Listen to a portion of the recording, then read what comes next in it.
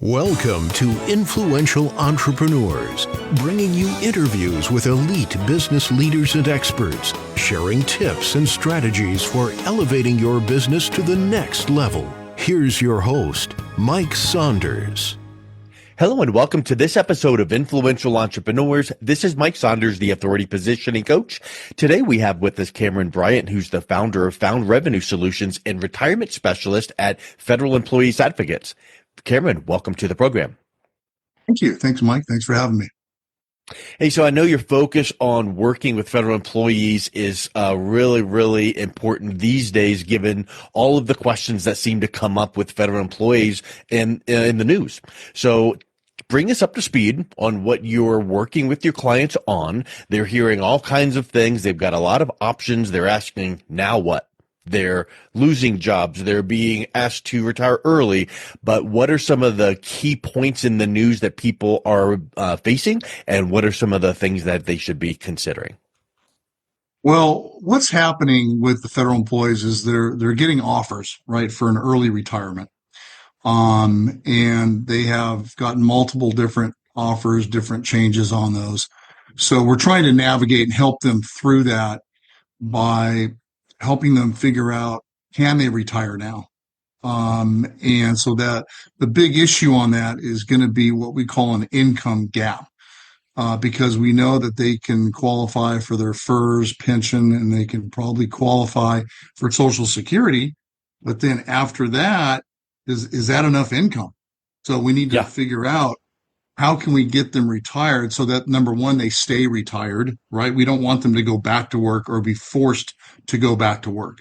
So the conversation has been about, can they retire now? We need to take into consideration the income gap. What is that income gap and how can we solve that issue? You know, that's a really interesting point you bring up about stay retired. Most of the time people think about, I'm going to retire at this age. I've run the numbers and everything looks good. I'm retiring. But how prevalent is the possibility of staying retired changing? Well, that's what I've noticed. That's alarming to me the last, say, 4 to 5 years is the number of people, the federal employees, that are being forced to go back to work because they do not have enough income in retirement. All they had was Social Security and their FERS pension.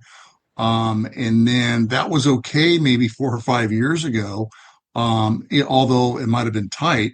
Now with inflation and them depleting some of their assets, they're going back to work. They're trying to find part-time work. They're forced to go back to work. And that's a difference, because I do have some federal employees that they want part-time work just to be busy and have something to do. It's their choice, right? But when you're being forced to go back work because you need that extra $500, $600, $700 a month or whatever, that's not good. And I'm seeing too much of that. So it's all about doing the proper planning ahead of time before retirement to make sure that we can solve that issue. You know, and some of those decisions and factors that you just described really could have been planned for and really properly planned for ahead of time so that you didn't have to go back to work, because you can't do anything about inflation. But if you make a plan and say, here's where this potential gap is, let's factor in for an inflation rate of X. Well, at that point, now that's a known factor. So do you think that some of these people that have retired and gone back to, been forced to go back to work, just didn't do any sort of planning at all? Yeah, it's a combination of not doing any planning at all. Okay, that's probably the number one issue that I see. A close second, though, is something that we really can't control, and that would be if they just don't have enough assets to work with. Maybe their TSP account is only $25 or $30 or $40,000. There's nothing that we can really do to help them build security or make up that income gap or have enough income in retirement if that's all they have. But largely, it is just not planning properly or waiting till the very last second to plan. And that's an issue too. I always remind people, when if you look at the professional athletes, when they're getting ready for a game, they're planning ahead of time, right? They're planning ahead of time for the game. They're not waiting the morning of to, oh, we better put a plan together for our game. No, you need to plan well in advance to make sure you can carry out the plan and make adjustments along the way. So pre-planning for retirement is very important. And also what goes along with that, I would suspect, is when you plan enough ahead of time, you're doing it in the right frame of mind. You're not scrambling. You're not feeling the pressure. Yes. You're kind of making all the right decisions in the right frame of mind versus we have a catastrophe. How could we fix it? That's correct. Yeah, you don't want chaos going on around you as you're trying to plan, kind of being in the middle of it, right? You want to plan far enough in advance where you're in a calm state and everything is better situated for planning, right? You don't want everything being chaotic and disruptive. You want things to be planned well in advance when it's calm and everybody's on the same page. Mm-hmm. So talk a little bit about that TSP. You mentioned what if it's, not, large enough. That's an obvious one. But what are some of the considerations for people to think about regarding their TSP? Well, some of the considerations would include the protection, what I call the protection phase, what most all the retirement gurus, experts talk about, the protection phase. When you're 3 to 5 years from retirement and you have a TSP account, you do need to look strongly into protecting a portion of it. They recommend 75%. Okay. So the only protection, though, that is in the TSP is what they call the G fund. It's the government bond fund. It's a temporary parking place because you're not going to lose 25, 30% or 34% like back in 2008. But that is part of the planning and looking at the thrift savings plan is how much do you want to protect now before retirement? And then that's where we come in. We say, okay, let's look at some alternatives for you where we can upgrade from TSP that will give you everything that's important. It's a volatility buffer. You're not going to have volatility. You're going to have a good interest rate. You're going to have growth, but you can't lose the money. And you're not going to be stuck at getting 2%, which is the G fund is averaged, as of today, it's averaged 2.6% over the last 10 years. Wow. So that's really not That even doesn't keep up keeping with up with inflation. inflation. No, Yeah. exactly, You exactly took the right. words out of my mouth. Yeah. So, Well, so that's where here's we a come thought in. on that Yeah. volatility and risk. I mean, I don't know percentage wise how many people would say I love volatility and risk. I'll risk, large. Not many people, especially when they're talking about the money that they must have for retirement to make sure there's no income gap. So nobody knows. Oh, well, we've come through whatever time, so the markets are going to be smooth. So nobody knows that. There's always going to be something. And if we look back over time, there's always these big pops of catastrophes or economic crisis or COVID or 9/11 or whatever that it is. Fill in the gap. It doesn't even need to be what we're seeing today, tomorrow, the next day. There always will be the chance for volatility.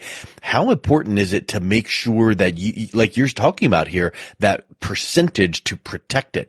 Isn't that a huge a need for federal employees? It's a very huge need because they want and we want that money to be there for them in their retirement, right? That's the most important thing. And one of the roughest parts of my career was back in 2008 when I was meeting with the folks, the federal employees, and those people were getting ready to retire that year or within the next 2, say 3 years. But in '08, we all know what happened. The market crashed, everything crashed.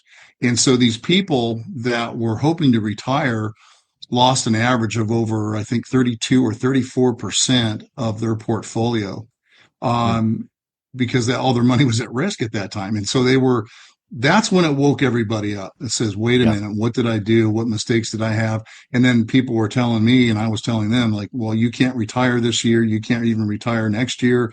They had to work an extra 3, 4, 5 years to get back to where they were to try to get some type of retirement money back or their retirement funds back. So it is very important to make sure that you have a good portion of those funds set aside and protected, because that's money that you're going to need in retirement. And I know we're talking about some percentage of federal employees being asked to leave or retiring or all of those variables, but can you take a percentage of the TSP to do this protection that you're talking about even while you're still employed, or is it only once you've separated and now that's a consideration? No, that's a great question. We want to tap into helping them with the protection as early as possible. So most of the Okay. people that I talk to are, I would say, between 62 and 64. So at that stage, we're looking at, if we follow the guidelines from the retirement experts, at 75% of that money being protected. And some people are already way ahead of the game. They're like, Cameron, I want 100% of my money protected. I don't want to take any risk whatsoever. And some people are like, well, I'm going to go 50-50. But it's important, when you're over, or in your 60s, to take a look at a pretty good percentage of getting that money protected and Yeah. getting that set up properly for your retirement. So it's while you're working is the answer. Yeah, Yes. exactly. So it's both, and I'm sure you would agree. Oh yeah, because some people are just all of a sudden finding out right now Yeah. that they got 60 days, and it's like, okay, we need to get to work. We need to do our thing. So Yep. So I know that one of the factors of that income gap, like we were talking about, poor planning or lack of planning or inflation, all of those kinds of things, or you use more money than you should have. But taxes is another factor that comes into play. How does tax planning, with respect to the TSP withdrawal, factor into your recommendations? so when we are helping the federal employee with the TSP, if they do a rollover to the protected IRA account, there's no tax consequences. It's a like for like transfer. So there's no fees, there's no tax consequences. It just goes into the new IRA. So Okay. they don't have to deal with that. The only time that they're going to have to pay taxes is if and when they actually take the funds out of the IRA account. And that's just going to be normal, whatever Yep. normal Okay. tax bracket they're in. Yep. That makes sense. Yeah, so Yeah. there's that then still is a whole conversation in and of itself, but there's nothing specifically indicative to that TSP. So that's good. You Right. also mentioned Social Security. That's a whole different animal, but there's factors that come into play because Social Security is a big part of most retirement plans. What are some of those things that federal employees should consider before they decide to start taking some of those benefits? For Social Security, yeah, it depends if they're single. It depends if they're married. It depends on who is the major breadwinner. If they are married, do we stagger the Social Security? In other words, do we have one take Social Security earlier than the other spouse? So we take a look at all those factors.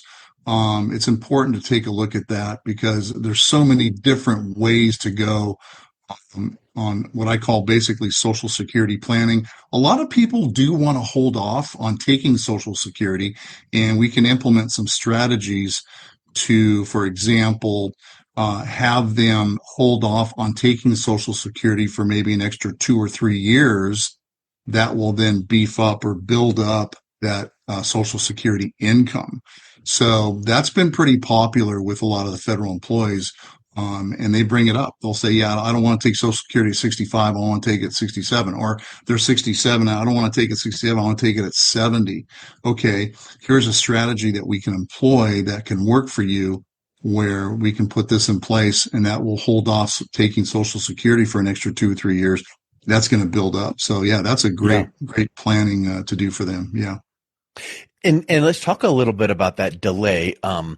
There are going to be maybe some circumstances where people must take it right now for whatever the reason is. We need the money. We have Oh, health sure. concerns, but delaying could be a benefit. And that takes, some of that planning, getting back to that planning. How do you balance the fact that if you delay it, you get that added, whatever, is it 8% per year added in? So that looks good. But if you delayed it for 2 or 3 years, you also did not get the monthly amount for those 2 to 3 years. So how do you balance that? Well, that's the puzzle. And that's what we have to go to on a case by case basis. Sharpen the So pencil. when you mentioned this, the 8%, if they're 67, which is called the FRA, the full retirement age, every year that they wait after age 67, they will have an increase of 8%. So if they waited 3 years, they're going to have a 24% increase in what their Social Security benefit payout will be. So there's ways to offset that. They can get income from another source. In other words, from the protected IRA account that was rolled over from TSP, that will provide them that income for the 2 or 3 years until they turn on the Social Security. So it's a case by case planning to go through that and go through how we set that up for each client. I'm glad you brought that up because there's so many times that people say, here's the solution, and this is the cookie cutter solution for every single person, come one, come all. But that's never the case. And whether it's even the bullet point item we're talking about here, Social Security, it's always going to be this factor affects that factor. Same with, should I do something with the TSP now? What percentage, 75 or all of that? You've got to take it into the full picture of what does this client need? What are their desires? What are their, fears, expectations? What does retirement look like for them? So talk a little bit about how someone can bridge the gap between maybe taking that retirement or Social Security disbursement a little earlier without depleting their other savings too quickly. Well, how they can do that, Social Security, the planning on Social Security, we're taking a look at the total income that they will need in retirement. That's what it all comes down to.